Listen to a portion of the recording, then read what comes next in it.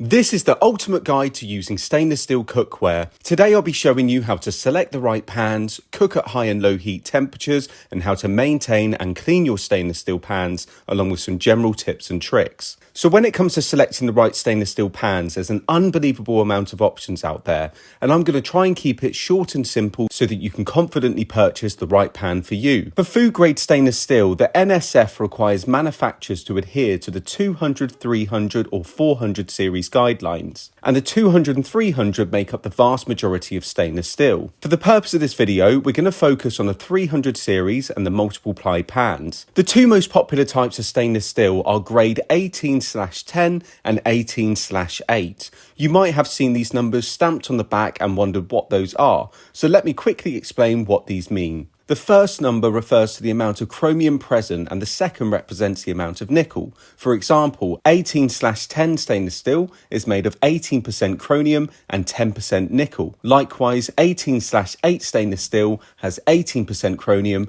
and 8% nickel. Now, in terms of performance, there is little to no difference between the two. So when you search for stainless steel, just make sure it's 18/10 or 18/8. And if you search for the series, 18/10 is 316 and 18/8 is 304. Another amazing pan you could go for is 3 or 5 ply stainless steel pans. 3 and 5 ply refers to the stainless steel pans constructed of different layers of metal. Typically, this consists of stainless steel outer layers bonded with a layer of aluminium core. The third layer is typically aluminium, which is a protective layer that helps the heat retention and durability. Again, to keep it short and sweet, you want to look for the outer layer of stainless steel to be in the 300 series, again either 18/10 or 18/8, with the core being aluminium. If you have these, you cannot go wrong. I'll go into more detail in another video about all of the different types of pans, and if you want to know my preference, it would be 3 or 5 ply. Now that you have your shiny new pan, you need to know how to use it at high and low heat temperatures. So for high heat cooking, we're going to start off by heating up the pan on a medium-low heat and wait for around 4 to 5 minutes. To check if it's hot enough, we're going to put some water into the pan, and if it fizzles away like it does here, that means it's not hot enough and your food will end up sticking. What it should be doing is when you add the water into the pan, is you create a bead or two and start bouncing around like it is here. And this is what we call the Leidenfrost effect. If you want to know more about the science behind this, check out my previous video up here. Now, to successfully use this effect, once you have these beads, discard of the water and add in some oil. Roll the oil around and let the oil heat up for around 10 seconds, and then you're ready to add your ingredients. A quick tip, make sure that the bottom cooks before you start trying to move it around, and then once the bottom is fully cooked, you can start moving it around freely. This effect is best for cooking at higher heats and for searing foods such as steak, chicken, and any type of protein. For lower heat cooking, the best way I've found is to start heating up the pan on low heat, and then this time we're just going to wait 30 seconds. After 30 seconds, add in some butter or oil, and if you're using butter, move the butter around the pan, covering the whole pan surface. And if you're using oil, wait until it starts to spread across the pan. Once your butter has fully melted or your oil starts to spread, we're going to roll it around the pan. And the reason we do this is stainless steel has pores within the steel, which opens up as the pan heats. So we roll the oil or butter around to cover these and to make sure that every crack and crevice has been filled. As if we don't, the food will end up seeping into the pores, and then that's what will cause it to stick. We're even going to get the edges of the pan to make sure that the pores are filled in there too. Once you've rolled your oil around, you can add in your egg or whatever ingredients you are using, and as opposed to the Leidenfrost effect, we'll be cooking at much lower temperatures, eliminating the risk of burning and crisping our ingredients. The other benefit to this method is the pan is immediately non-stick, and as you can see, although the top of our food is not cooked, it's just moving around the pan freely. Now, here's a few tips for you. Tip 1, when using stainless steel, you never want to add cold food into the pan, as adding in cold food causes the pan's temperatures to drop, which closes the pores, which then open back up again once the pan heats, which increases the chance of food seeping in and sticking. So take your food out of the fridge 30 minutes before cooking to allow it to come to room temperature. This will prevent the oil from rapidly dropping in temperature and stop those pores from closing.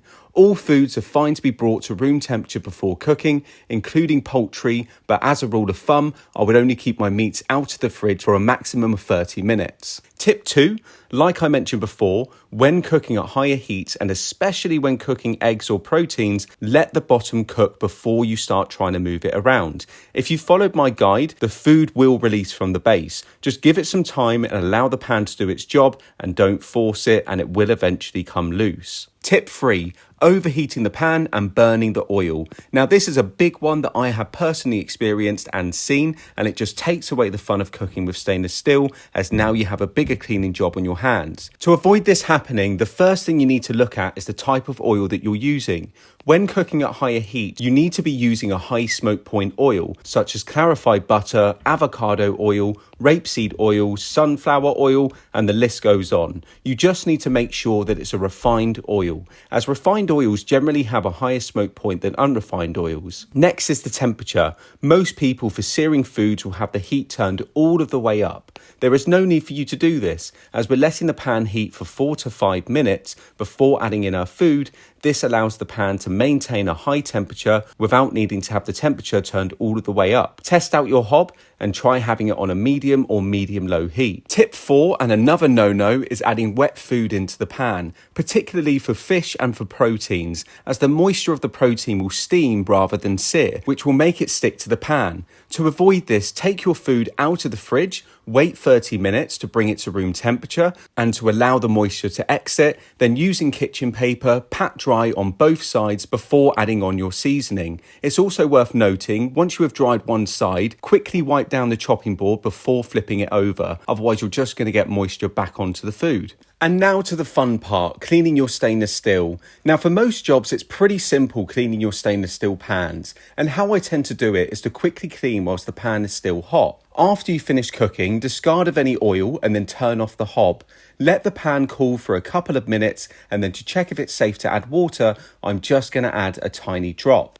If it steams like crazy, stop and wait a touch longer. If it doesn't steam like crazy and it looks like this, pour in enough water to cover the area that needs cleaning. Then turn your hob back on to a high heat, and as you can see, just by adding the water alone, this removes a lot of the stains. But to help the more stubborn marks, get yourself a wooden spoon and just start scraping away. And just like that, most of the residue comes straight off the pan without much effort. Do this for a minute or so, and then take your pan over to the sink, add in some washing up liquid and give it a quick scrub down using a scourer sponge, and it's as easy as that. If your pan has oil stains from cooking at too high of a heat and the oil burning, give the pan a good scrub with washing up liquid and a scourer sponge first to remove as much as you can. If you put enough elbow grease into it, most of the time all of this will come off no problem. However, if you are unable to remove with soap and water, get yourself some Barkeeper's Friend. If you're planning to move over to stainless steel or already have, this is an absolute lifesaver and a must-have in the cupboard. Once you've given the pan a good scrub with soap and water, sprinkle on some Barkeeper's Friend. You really don't have to add that much. And then using a scourer, just start scrubbing and it will come straight off. I tend to use Barkeepers at least twice a week, as this really helps maintain your pan and keep them looking brand new. This will also work if your pan is severely burned or you are looking to clean the base of your pan. You'll just need to add more Barkeepers to the pan and use a little bit more elbow grease. Now, I use stainless steel pans every day and have fully moved away from non-stick, as not only is it a healthier way of cooking, these pans will also last a lifetime and save you money in the long run. These are the best methods that I've found throughout my years of cooking, but let me know in the comments what methods that you use for stainless steel, and my goal is to help you become a more confident cook in the kitchen, so make sure you hit that subscribe button for more cooking techniques, recipes, and how to use and maintain your stainless steel pans. And then that's it.